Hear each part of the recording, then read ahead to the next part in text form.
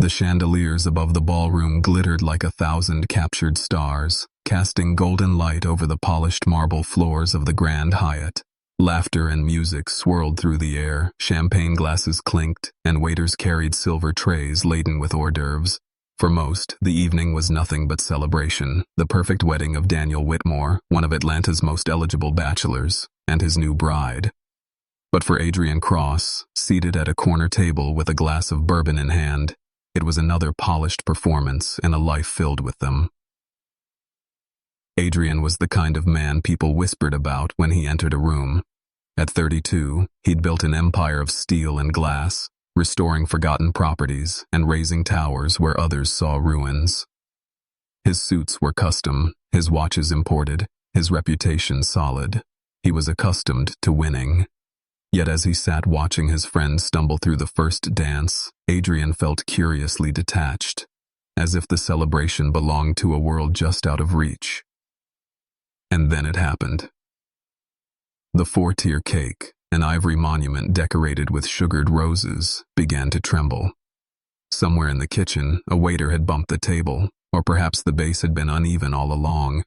Gasps erupted across the ballroom as the masterpiece tilted like a sinking ship. In one spectacular moment, it collapsed tier by tier, sliding toward the floor in what seemed like slow motion. The bride clutched her veil. Guests covered their mouths. Daniel froze mid-step. But from table 7 came a sound that cut through the collective horror. A laugh. Not a polite chuckle or nervous giggle, but a full, unrestrained burst of joy. Adrian turned, startled, and saw her. She was not dressed to dazzle. Her navy dress was simple, her natural hair fell in soft waves, and she wore no diamonds to catch the light.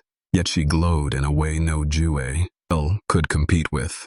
Clara Hayes, 26, pediatric nurse, sat with her colleagues from Emory Hospital, shoulders shaking as her laughter rang clear and honest.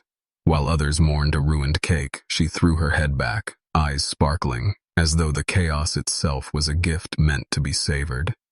Adrian felt the air leave his lungs. He had closed million-dollar deals with a handshake. He had stared down rivals and won. But in that instant, watching a woman laugh at disaster, he was undone. He murmured to himself, almost involuntarily, "That's the most beautiful sound I've ever heard." Nathan, his business partner, followed his gaze. "Who, Clara? Sweet girl. Nurse? But way out of your league, man." Adrian almost laughed at that. Out of his league? He could buy leagues. He could build them. But the usual armor of confidence slipped from his shoulders. For the first time in years, he felt unsure. And yet, drawn by something he couldn't name, he rose from his seat and walked toward her. "Excuse me," he said, stopping at her table, voice rougher than he intended. "You're the only person here who found joy in disaster. I respect that." Clara looked up at him, eyes sharp, lips curved. "Well, it's not every day you see a cake commit suicide. I figured someone should appreciate the drama." The corner of his mouth tugged upward. He extended his hand. "Would you like to dance? I promise I'm more coordinated than the cake." She hesitated, teasing him with her silence, then placed her hand in his. A spark traveled up his arm, so sharp it nearly made him flinch. The DJ shifted tracks, and by some stroke of serendipity, the opening notes of At Last filled the room. As he placed his hand at her waist, he found himself whispering, "I should warn you, I'm not much of a dancer." "Good," Clara replied, stepping closer. "Because neither am I." They swayed, hopelessly offbeat, yet perfectly in tune. Around them, couples moved gracefully, but Adrian and Clara seemed wrapped in their own orbit. Her laughter softened into a smile, her head fitting against his chest as though it belonged there. He inhaled the scent of magnolia and lavender in her hair and felt a truth he couldn't explain. His life had just changed forever. For a man who had always won, always conquered, always controlled, Adrian Cross discovered something terrifying and wonderful that night. With Clara Hayes in his arms, for the first time in his life, he wasn't sure of the outcome, and it thrilled him. Roses or quiet breakfasts, but with an uneasiness Adrian could not name, After the wedding night when Clara's laughter had undone him, he found himself chasing that sound in the days that followed. He sent flowers to her hospital, though she told him she preferred coffee delivered at 2 a.m. during her shifts. He called between meetings just to hear her voice, only to be interrupted by the beeping of heart monitors in the background. Each conversation left him hungrier and more unsettled than the last. Their courtship was not the effortless glide people expected from a man like Adrian. His friends said he could have anyone yet. Clara never treated him like a prize. She teased him when he wore a suit to a picnic. She raised her brow when he showed her expensive menus, and instead dragged him to a food truck in the middle of downtown. She asked him why he worked 16 hours a day when he already had more than enough. The questions unnerved him because no one else dared to ask, but there were nights when he saw something in her eyes that unsettled him even more. After a brutal shift, she would sit across from him at the kitchen table, her scrubs stained and her hair loose, her gaze far away. He would try to make her laugh and sometimes succeed, but there were other nights when she simply whispered the name of a child she had lost. Adrian built towers and mansions, but Clara carried tiny lives inside her heart. Her strength humbled him and frightened him at the same time. One evening, when rain hammered against his penthouse windows, she arrived without warning, soaked through, but smiling. She carried a paper bag, and when he opened it, he found a sandwich wrapped in wax paper. He laughed at the simplicity, but she only said, "You spend your life building castles and empires. Someone has to remind you that bread and cheese can keep a man alive too." That night they ate on the floor, surrounded by blueprints and glass towers reduced to scraps of paper. Adrian realized she was teaching him how to build something no contract or investor could ever buy, yet suspense began to gather around them like a storm cloud. Adrian's empire was climbing higher than ever, and with that rise came whispers. Investors pressed him for projects twice as risky as the ones before. Rivals circled like vultures, eager to see him stumble. Every time his phone rang, Clara could see the tension in his jaw, the way his shoulders locked. She urged him to slow down, but slowing down was not in his blood. It was during one of these nights when they danced in his half-finished kitchen, blueprints scattered at their feet, that she whispered her dream of a small home with a garden. For the first time, Adrian felt fear, not of failure in business, but of disappointing the woman who had shown him a different way of living. He carried his grandmother's engagement ring in his pocket for weeks, but each time he thought of asking, he froze. What if his world swallowed her whole? What if his ambition destroyed the very laughter he had fallen in love with? That uncertainty became the seed of something darker. Adrian Cross, the man who had never lost, was beginning to realize that with Clara winning was no longer enough. To keep her, he would have to fight battles inside himself, battles he was not sure he could win. And while Clara dreamed of simple gardens and quiet nights, fate was already writing storms that would test whether their love was strong enough to survive the empire he had built on restless ambition, silence, the kind of silence that comes after a storm but before the next one strikes. Adrian was sitting in his office at midnight, the skyline burning with city lights behind him. His phone buzzed again and again, messages from investors demanding updates, threatening to pull funding if he did not deliver faster, bigger, riskier projects. His empire had been built on precision and relentless drive, but now the cracks were showing. He stared at the blueprints spread across his desk, yet all he could hear was Clara's voice from the night before saying, "You can build 100 towers, Adrian, but none of them will keep you warm at 3 a.m. Clara herself was fighting battles of her own. At the hospital, she had been promoted to charge nurse, which meant responsibility heavier than she had ever carried. She came home with exhaustion painted on her skin, but she still smiled, still laughed, though Adrian noticed the laughter came slower these days. He saw her collapse on the couch after back-to-back shifts, her body trembling from fatigue, and wondered if she was burning herself out for him. He hated the thought, but he said nothing because silence felt safer than admitting his world was taking too much from hers. The first real fracture appeared on a Thursday evening when Adrian missed their dinner. He had promised Clara he would be there before her shift ended, yet hours later she found him at a downtown restaurant surrounded by men in tailored suits and women with sharp smiles. He looked up from his drink, as if caught in a place he did not belong, though it was exactly where everyone expected him to be. Clara said nothing, but her eyes held the weight of disappointment, sharper than any rival's 3. Eat.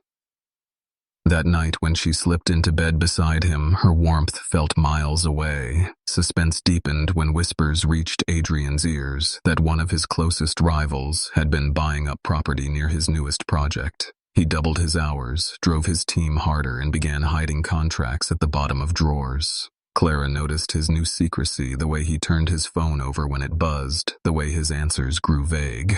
One evening, she asked directly, "Who keeps calling so late?" Adrian kissed her forehead and said, "Just business," but his chest tightened with guilt because he knew it was not only business. Some calls were offers laced with promises that could crush him if he refused, or tempt him if he accepted. In the middle of these shadows, Clara tried to anchor him. She brought him to the park one Sunday morning where children laughed and families sprawled on blankets. She told him this is the world worth fighting for, not the towers, not the contracts, but this. He wanted to believe her. He wanted to let go of the empire long enough to simply breathe, but he could not. When he looked at her that day, he realized something terrifying. For the first time in his life, he was not afraid of losing money or reputation. He was afraid of losing the woman who had laughed at disaster and made him believe in beauty, that fear twisted into obsession. He began planning a proposal, but not the quiet one he had first imagined. He dreamed of grand gestures, rooftops glowing with lights, orchestras playing beneath the stars. Yet the louder the plan grew, the more fragile his bond with Clara felt. Every moment of silence, every missed dinner, every weary look from her eyes tightened the suspense like a rope around his throat.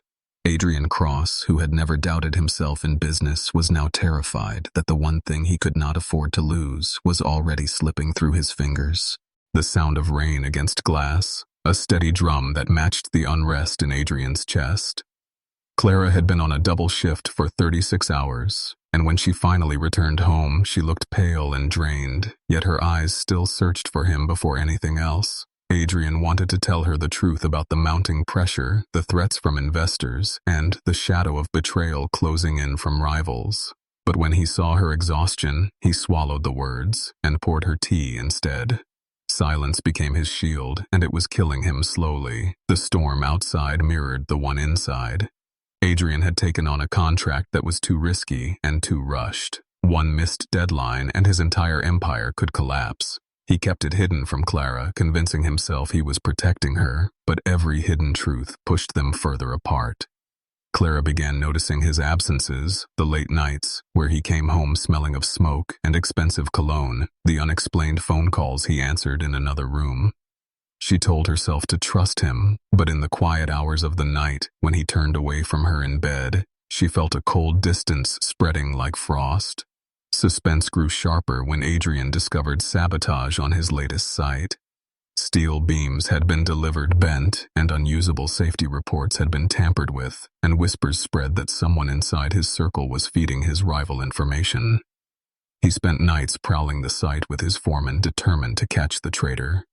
One night, Clara called him at 2 a.m, voice heavy with fatigue and worry, asking why he was never home anymore. He told her he was at the office working. What he did not tell her was that he was standing in the shadows with a crowbar in his hand, convinced danger was closer than ever. The breaking point came when Clara found a receipt for an extravagant dinner at a restaurant she had never been to. When she asked Ked about it, Adrian froze.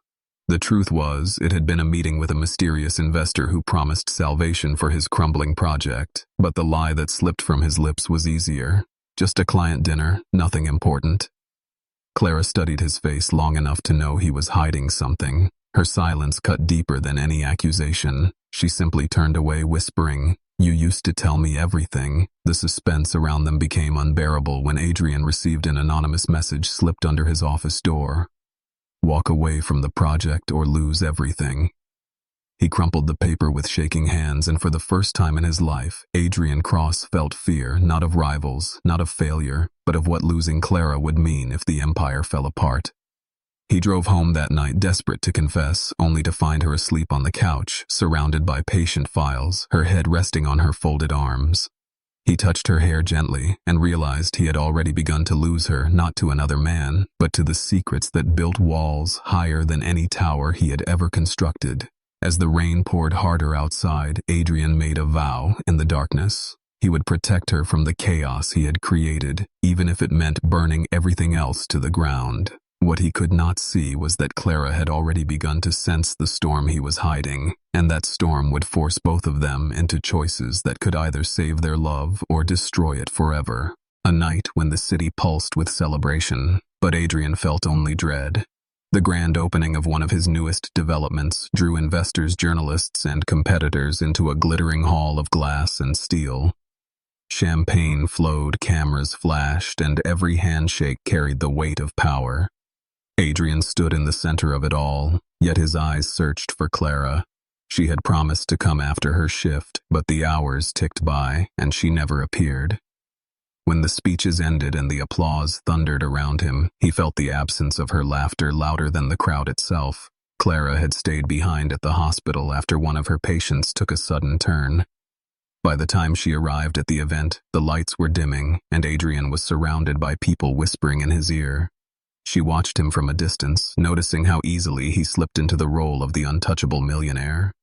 For a moment, she wondered if there was still space for her in his world, or if she was becoming just another quiet shadow at the edge of his empire.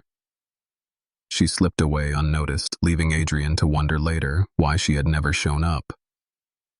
Suspense thickened when another anonymous warning reached Adrian. This time it was not a letter but a photograph slipped into his car, a picture of Clara leaving the hospital late at night, alone in the parking lot with the words, "Accidents happen," scrawled across the back. Adrian's blood went cold. He realized the threats were no longer aimed only at him, but at the woman who had captured his entire heart. He hired private security without telling Clara, telling himself it was for her safety, but also knowing that hiding the truth was another secret wedged between them. Clara began to notice strange things. A car idling too long across the street from their apartment. A man she swore she saw at the hospital twice in the same week, though he had no reason to be there. When she asked Adrian about it, he brushed her worries away with a smile, but the tension in his eyes betrayed him. One night she confronted him directly. "Adrian, what aren't you telling me?" He reached for her hand, but his silence was louder than any confession. She pulled away, whispering, "If you don't trust me with your truth, then what are we even building?" Their relationship hung in that fragile silence as the danger around them grew sharper. At a construction site, fire alarms screamed one morning as smoke billowed through the unfinished walls. Adrian barely escaped before the building collapsed in flames. Investigators called it an accident, but he knew better. Someone wanted him broken, and now he feared that Clara was the ultimate weapon they would use. He stood in the ashes of his project, soot staining his hands, and realized for the first time that his empire might cost him not just his fortune, but the only woman who ever mattered. That night when Clara found him sitting alone on the balcony, eyes hollow from exhaustion, she pressed her hand to his cheek and whispered, "I don't need towers or millions, Adrian. I just need you to remember who you are." Tears burned his eyes, but he could not speak the truth that enemies were circling closer each day. He kissed her hand silently, vowing to protect her with everything he had. But in the shadows beyond their balcony lights, someone was already watching, someone who knew that the surest way to break Adrian Cross was through the laughter he had fallen in love with on that unforgettable wedding night. A fragile calm that felt more like the pause before an explosion than peace. Adrian had doubled his security around Clara without telling her, and every evening he returned home with the weight of unseen battles carved into his face. Clara noticed the shadows under his eyes, the way he checked every lock twice, the way his phone never left his hand. When she asked what haunted him, he only smiled and said business. But in her heart, she knew this was not just business. Something darker was unraveling around them. The first blow struck on a Wednesday morning. Clara arrived at the hospital to find a bouquet of white lilies waiting at the front desk. The card read, "For the one who brightens Adrian Cross's nights." No name, no signature. Her stomach turned cold. Lilies were funeral flowers. When she showed Adrian that evening, he ripped the card in half, but his silence betrayed him. She realized with sinking dread that he had known threats were circling long before she saw them. That night she whispered through tears, "Why didn't you tell me?" Adrian pulled her close, but his voice cracked when he answered, "Because I thought I could fight it alone." Suspense tightened its grip when Adrian's rival made a move that turned whispers into war. A bid was leaked to the press, exposing confidential plans and making Adrian appear reckless. Investors pulled back, contracts froze, and his empire began to teeter on collapse. He worked sleepless nights to salvage what remained, yet every moment he was away, Clara drifted further from him. She loved him, but she could no longer tell if he loved her enough to trust her with his truth. She felt like a guest in his life rather than the woman he had once sworn he could not live without. The breaking point came during a charity gala where Adrian was supposed to make a triumphant speech. Clara accompanied him in a simple navy gown, her laughter trying to hide the fracture inside. But as Adrian stood at the podium, his rival appeared in the crowd, smiling like a wolf. Seconds later, Clara's phone buzzed with a message from an unknown number. "Leave him before he destroys you." She looked at Adrian, frozen in the spotlight, and for the first time, doubt flickered inside her heart. Was she fighting for a man who was already slipping beyond her reach? That night, she confronted him, demanding every secret, every truth. Adrian stood in their dim kitchen, shoulders heavy with defeat, and finally admitted what he had hidden. The sabotage, the threats, the rivals waiting to burn him down. Clara's tears fell freely, not because of the danger, but because he had carried it alone, shutting her out. "You promised me forever," she whispered, "and forever is not built on lies." He begged for her faith, swearing he would end this war, but she turned away, her silence louder than his desperate vows. As dawn broke over the city, Adrian realized he was standing on the edge of losing everything. His fortune was crumbling, his rival was winning, and Clara, the woman whose laughter had once lit his darkest night, was slipping through his fingers. And somewhere in the shadows, unseen hands were already plotting the final strike, knowing that Adrian Cross could survive losing millions, but not the love that had once made him fearless. Silence heavy as stone between them. Clara had not left, but the warmth in her eyes had dimmed, replaced by watchful distance. Adrian told himself he could still win her back if he crushed the rival pressing on his empire, but every choice he made seemed to pull him further from her heart. The nights grew longer, the shadows around them darker, and he felt like a man running out of time. The war in business reached its peak when Adrian discovered that one of his own executives had betrayed him, feeding information to his rival in exchange for promises of wealth. Furious, he confronted the man in a half-lit parking garage, words sharp as knives. The traitor warned him to walk away before it was too late. Adrian grabbed his collar, demanding who was behind it all. But before he could answer, a black SUV screeched past, spraying bullets into the night. Adrian dove behind a concrete barrier, barely escaping with his life. The message was clear: his rival was finished playing games. Suspense twisted tighter when Clara noticed the bruises on his arms, the burns on his hands. He tried to laugh them off, claiming accidents on the construction site, but she was not fooled. "Adrian, you are breaking yourself in a fight I never asked for," she said, tears brimming. He wanted to tell her everything, but fear stopped him. Fear that the more she knew, the more danger she would be in. Fear that she might walk away if she saw just how close he was to losing. The emotional turning point came when Clara found herself drawn into the storm directly. Leaving the hospital late one evening, she was followed by a dark sedan. Heart pounding, she raced across the lot and barely made it into her car before the headlights blinded her. She sped away, trembling. When she told Adrian, he went pale with fury and fear. He swore he would end this war, even if it meant tearing his empire to pieces. But Clara's voice was steady. "Well," she answered Adrian, "I don't care about your empire. I care about you, and right now I don't even recognize the man I fell in love with." That night, Adrian stood on their balcony, staring at the city lights, and realized that his rival had already taken the one thing that mattered most, not his fortune, but his peace with Clara. He vowed to reclaim it, not through silence or secrecy, but through one final move that would either save their future or destroy it.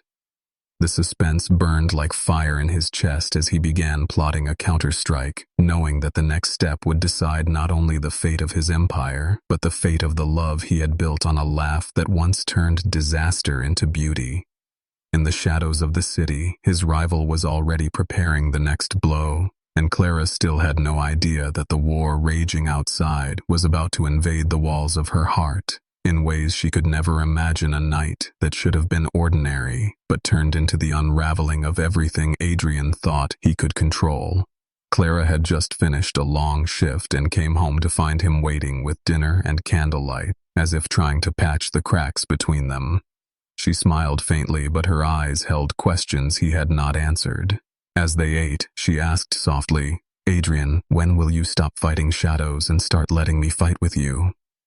His silence was the only answer, and it cut deeper than any betrayal. The suspense exploded 2 days later when Adrian received a call from his foreman whispering about a break-in at one of his unfinished projects. By the time Adrian arrived, the site was chaos. Windows smashed, blueprints stolen, and a message sprayed in red paint across the walls: "Walk away or bury her laugh." Adrian froze, reading the words. They had found Clara. They knew she was his greatest weakness. His hands shook as he realized this was no longer business rivalry. It was war against his very heart. He drove home in a panic, only to find Clara waiting on the balcony, her hair blowing in the night wind, her eyes searching his face. She saw the terror written across him and demanded the truth. At last he told her everything: the sabotage, the threats, the danger closing in. Clara's face went pale, but her voice did not tremble. "You should have trusted me from the beginning. Do you think I would rather live in comfort than in truth?" Adrian reached for her, but she stepped back, the distance between them suddenly an abyss. "If you love me, Adrian, then you have to let me stand beside you, not behind your secrets." The emotional turning point came the next morning when Clara walked into the hospital and found a black envelope in her locker.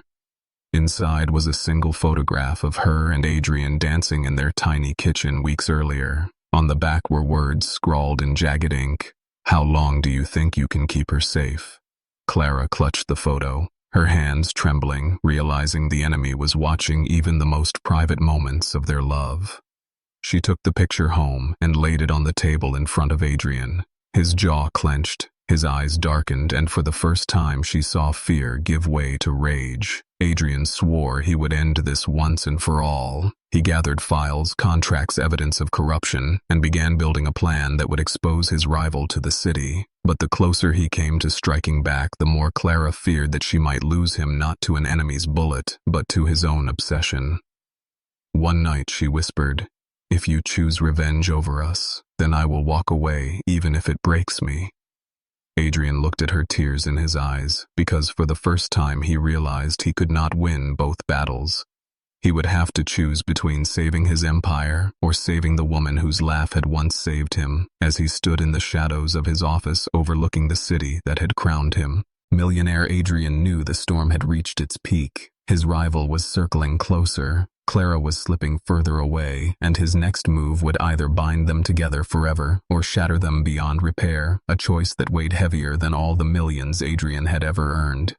The evidence against his rival lay in front of him: contracts signed in secret accounts, hidden offshore photographs linking him to the threats. Adrian knew that delivering these files to the authorities would crush the man once and for all, but he also knew that the retaliation could come before the law moved, and Clara would be the first target. His hands shook over the folder as he imagined her laugh silenced by the very war he had brought into her life. That same night, Clara found herself standing in the old family chapel near the hospital, lighting a single candle after a brutal shift.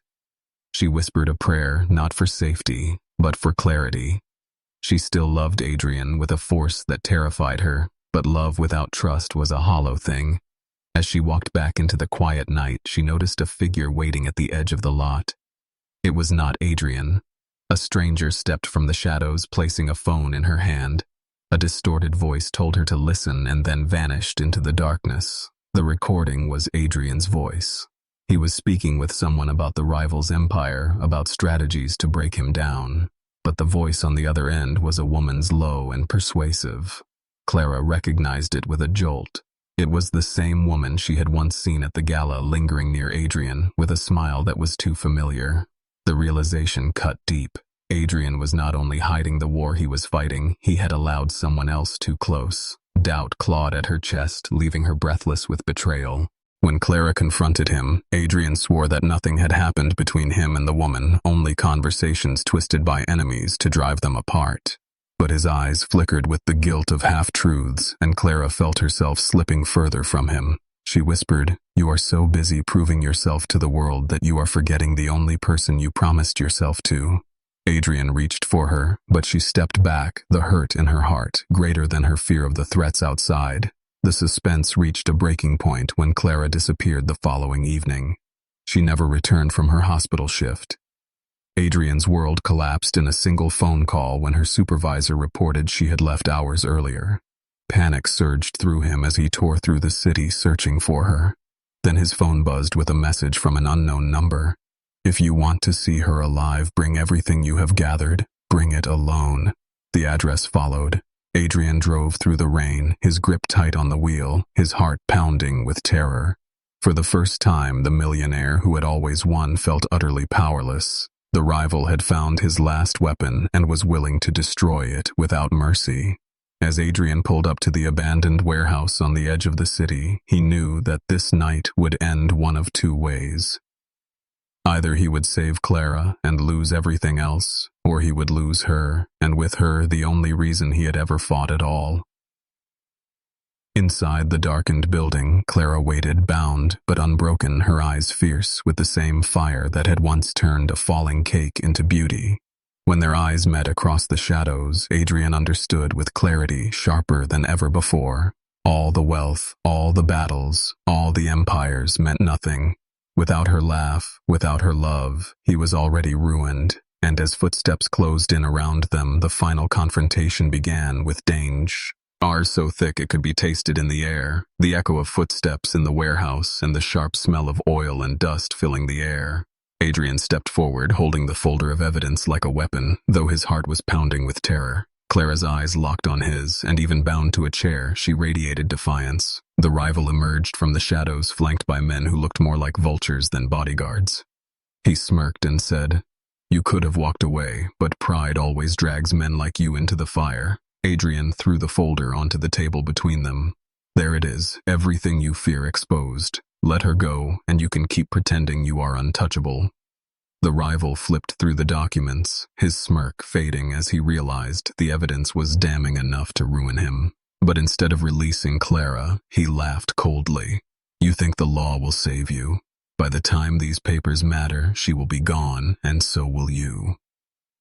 The tension cracked when Clara's chair tipped as she fought against her restraints. In that instant, Adrian lunged forward, using the moment of distraction to knock the gun from one of the guards. Chaos exploded. Shots rang out, metal clanged, and the room filled with shouts. Adrian tackled the rival to the ground, fury giving him a strength he had never known. He struck blow after blow until Clara's voice cut through the haze. "Adrian, stop, you are not this man." Her voice steadied him, pulling him back from the edge. With his rival restrained and the guards scattering, Adrian grabbed Clara, breaking the ropes from her wrists. Together they ran through the rain-drenched night sirens wailing in the distance. He had already sent copies of the evidence to the police before arriving, and now the city itself was closing in on the man who had tried to destroy them. By dawn, the rival was in custody, his empire collapsing like the cake that had once fallen at the wedding, where Adrian's life had changed forever. But victory came at a cost. Adrian sat in the quiet of his apartment, staring at Clara, who had not spoken since they escaped. Finally, she whispered, "You risked everything without telling me. You carried the weight alone until it nearly crushed us both." He dropped to his knees, tears burning his eyes. "Clara, I was terrified of losing you.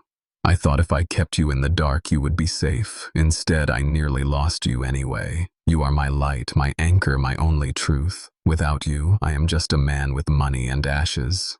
The emotional turning point came when Clara placed her trembling hand on his cheek. "I cannot promise I will forget, but I can promise I will choose if you fight with me, not for me." He swore it with his whole soul. Months later, under string lights in the same rooftop garden where they had first spoken, Adrian held her hand again, this time with a velvet box in the other. His voice broke as he said, "Clara Hayes, from the moment your laugh cut through disaster, you have been the only victory I ever wanted. Will you marry me?" Tears filled her eyes as she whispered yes, and the city lights seemed to bow in reverence. They kissed with the raw certainty of two people who had survived storms that could have drowned them, but instead had carried them to forever. The millionaire who once thought he always won discovered the truth. His greatest triumph was not in building empires or conquering rivals, but in holding the woman whose laughter had turned chaos into beauty. And as their friends cheered around them, Clara laughed once more, pure, radiant, unstoppable, sealing the promise of a love that had been tested by fire but emerged unbreakable forever.